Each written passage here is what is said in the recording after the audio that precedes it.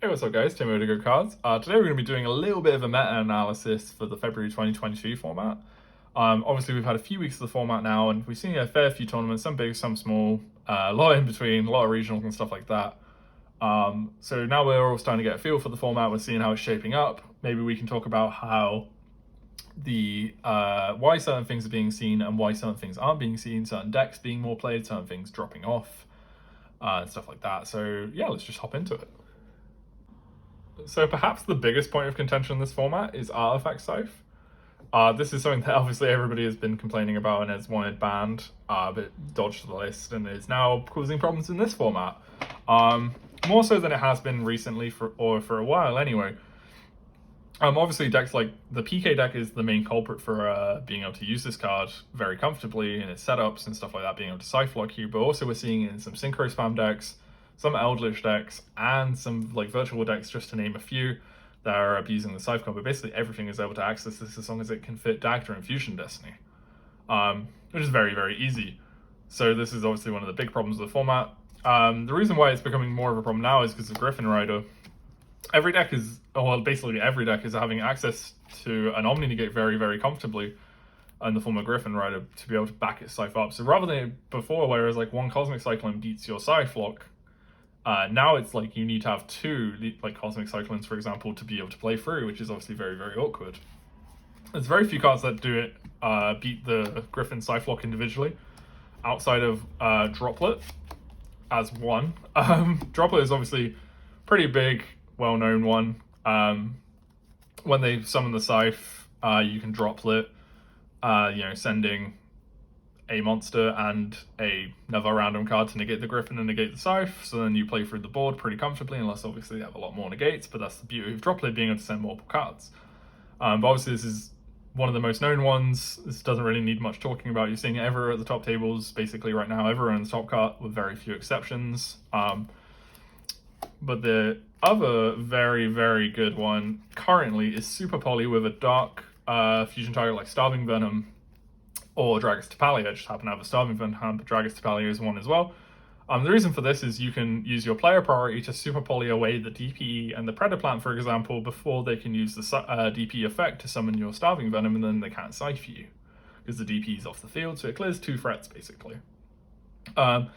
This one is, you're seeing a little bit more play in like decks right now. The problem with it obviously being is that it consumes an extra X spot.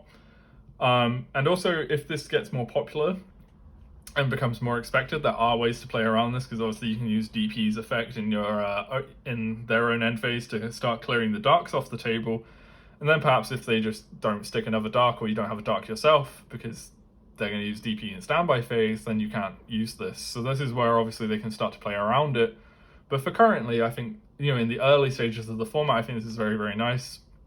Especially for playing a deck like Invoked, that you have the extra space, and this card sort of is like nicely accommodated in your sort of deck anyway.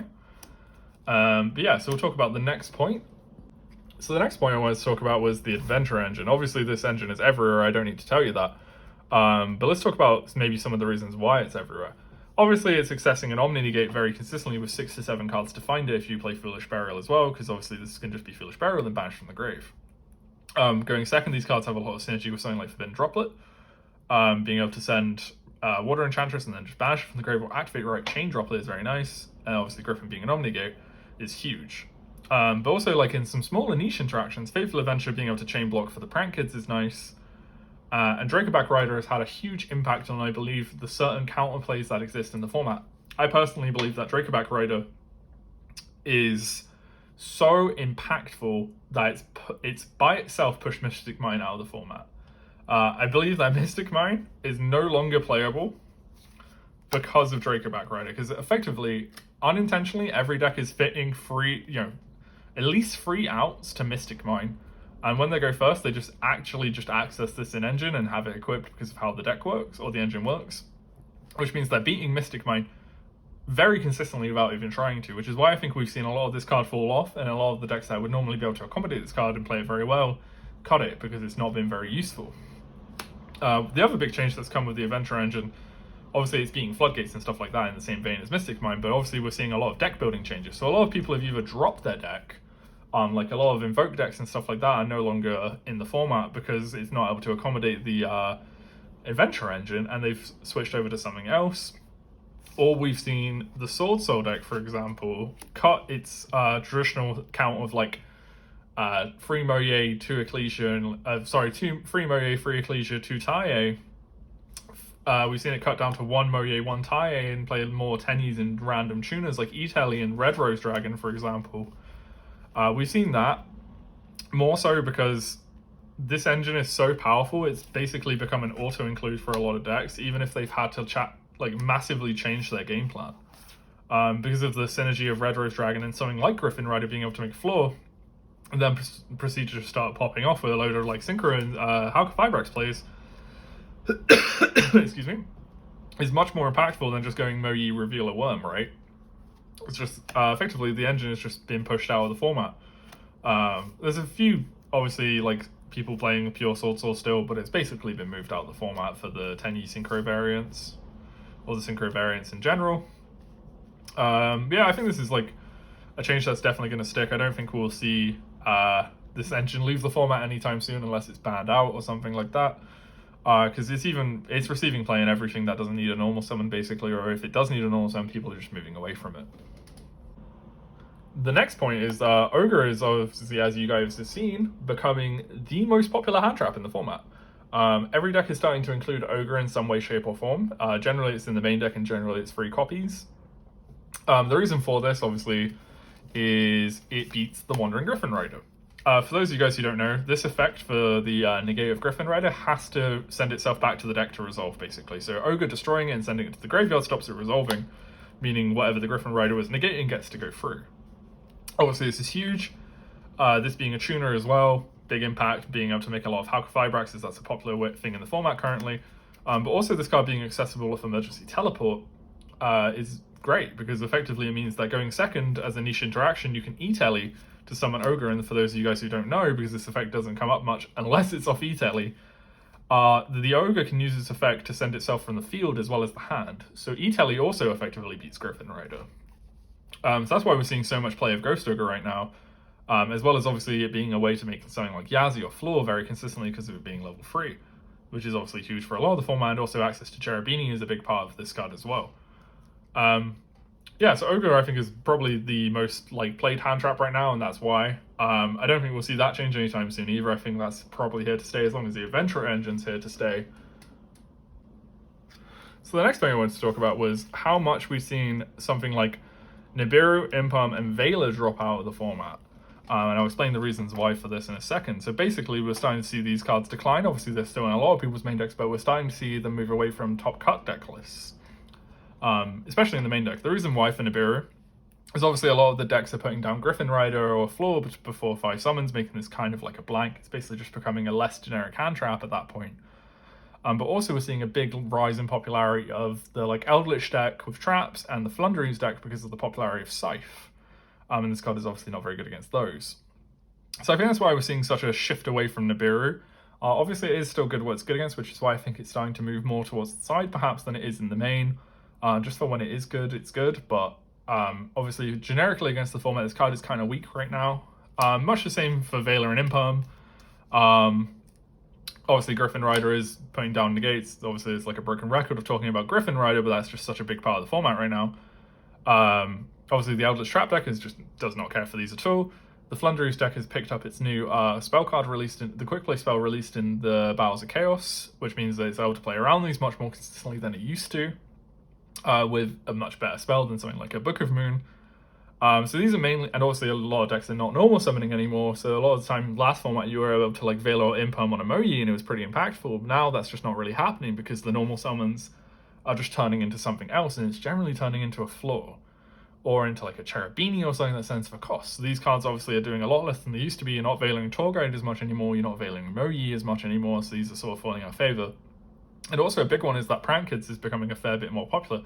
Shout out to the Disciples. Henry Bancroft has won a regional this weekend and got second, I think, using a Prank Kids deck. And this is just an example of how Prank Kids is becoming more popular.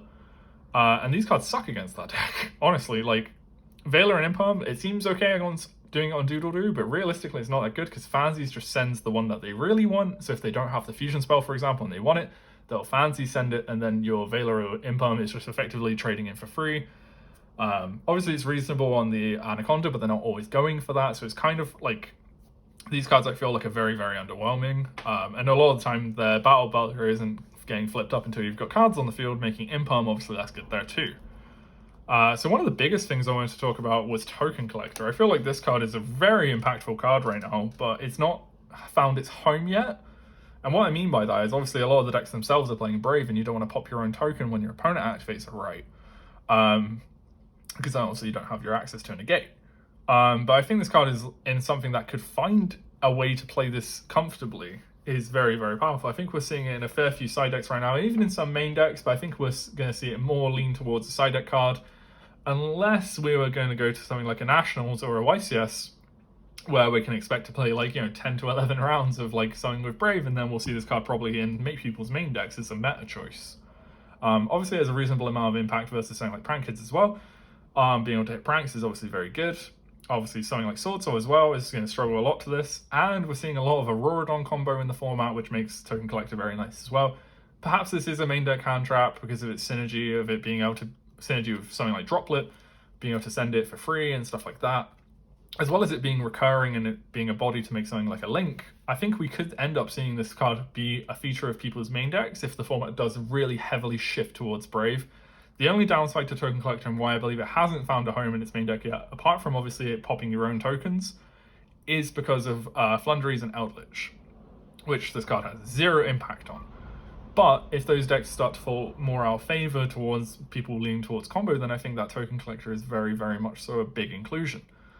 But perhaps we'll see. The next one I wanted to talk about was Cosmic Cyclone. So at the start of the format, if you guys have seen my videos from then, is I felt that this card was going to become an absolute free of in a lot of decks. We've seen it receive a lot of play, and it has become a lot more popular, but it's not become the free of staple I expected it to. And I think the reason for this is obviously Griffin Rider is very, effectively going to negate it a lot of the time if it's your only singular play against the Scythe Lock. But also something like where I predicted this would be very good against the Eldritch deck because of their free composite skill drain, they're actually playing so many floodgates in the Trap Eldritch that one Cosmic Cyclone doesn't necessarily do enough at the moment.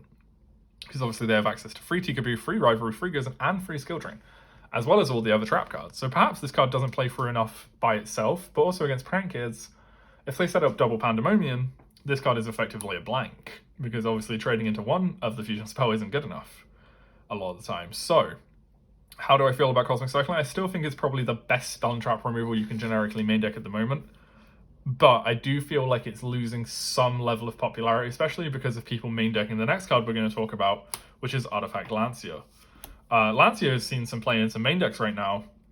Outside of being able to grab this off Dagda, which is obviously pretty huge, this is one of the most impactful hand traps in the format right now. Being able to shotgun this in standby phase to stop people being able to use the Water Girl when I can find it. So as you guys know, this card can banish itself to add the right. This cuts this off, so it's going off half the Brave Engine if you shotgun it. It's also being Cosmic Cyclone, it's being evenly matched. It's very good against Phantom Knights because a lot of the time they're requiring to be able to banish for summon back Torn Scales and banish to get searches going and stuff like that. As well as, it being able to do some generic things like be good against Tie and stuff like that against Sword Soul. So I think we're seeing Lancia start to move towards being a very, very popular main deck hand trap, as well as obviously I forgot to mention that against the slower trap decks, being able to shotgun this in standby phase to stop them being able to activate something like Pot of Prosperity or Pot of Extravagance is pretty huge as well. So I think we're starting to see Lancia move more towards people's main decks, which is one of the reasons I feel like Cosmic maybe isn't as good as it could have been, is because of the main deck Lancias. We're also starting to see a little bit more main deck Droll and Lock Bird. I think this is going to be one of the bigger inclusions as the format progresses, as people start to realize that there is a lot more searching than there seems to be when you first think about it. So like the Phantom Knight deck, for example, if they start with the Water Enchantress, they add right, you droll them, and then they can't use the, in somewhat similar vein to Lancia, they can't use Boots or Cloak to banish to add, which means they possibly can't trigger back their Torn Scales later. Which is obviously pretty impactful, it's kind of nice.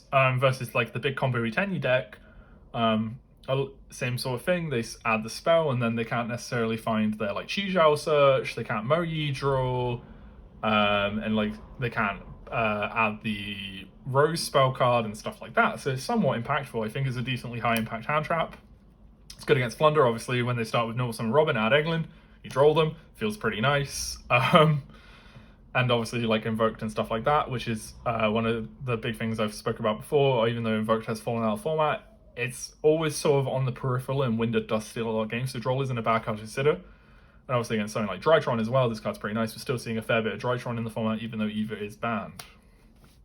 And then the last two cards I wanted to talk about were DD Crow and Ghost Spell. Ghost Spell is something that I at first was like very, very keen on. And then I very, very quickly realized that no, this isn't very good. The reason I say that is because it can be chain blocked by the Scythe decks. So obviously DPE will use this effect, destroying Scythe in itself. And if they're aware of Ghost Spell and they're playing correctly, they'll chainlink one Scythe, chainlink two DPE, so you can't bell the Scythe. If, however, going back to the point about Super Poly becoming more popular, if Super Poly becomes more popular and people are starting to play around it more, which I now can't find, but I wanted to put it on the table just to show an example. Yeah, so if people start playing around Super Poly more in their DPE decks, using like DP to pop Anaconda, because that's the only two darks they'd have in something like the Drytron deck, then we can bell the DPE when they activate the effect in their own end phase after they've popped the Anaconda, because they're trying to play around Super Poly and then they're playing to Ghost Spell. So this is something that might fall in more of the format. Also, it being a tuner and level 3 does have a lot of synergy with a lot of the decks right now. So we might see this fall more into play. It's obviously reasonable against decks like Eldritch too. It's very good against a deck like Prank Kids, being able to hit like Doodle Doo and stuff like that. So perhaps we'll see Bell fall more into play, but I'm just not so sure right now. And then the last one I wanted to talk about was DD Crow. This is effectively what I think is currently better Bell against like Scythe and stuff like that. Because it's able to directly hit the Scythe. So if their board is like without a way to protect from the Crow, then obviously Chainlink 1, Lancia, Chainlink 2 DP, Chainlink 3 Crow, very impactful. Same thing as Bell, catching DPs in end phase is very nice as well. But obviously, and obviously it's very good against Eldritch as well, but I think the problem with DD Crow comes that when it's good, it's great. When it's bad, it's really bad. So a lot of times, like if you played against Flunderies, this card is absolutely unplayable. And like it's not doing a great amount versus the Sword Soul decks, apart from if they're going for the desk bot line, and then you can obviously crow the desk bot, but if they've put down like a floor or something beforehand, or a negate, then it's obviously very weak. So I think Crow is an interesting one that will perhaps maybe see a little bit of play, maybe not see so much play, but I think it's one of the cards that I wanted to talk about, but just because of how it is somewhat versatile in the format, but not necessarily as much as we want it to be. But yeah, so I hope you guys enjoyed this like quick discussion of like what I think certain cards are seeing a lot more play than others, and why I think like certain decks are seeing a lot more play than others. But if you guys enjoy, please do like, comment, and subscribe. It really helps. We're nearly at 500 subs, which is obviously pretty huge. So yeah, cheers guys.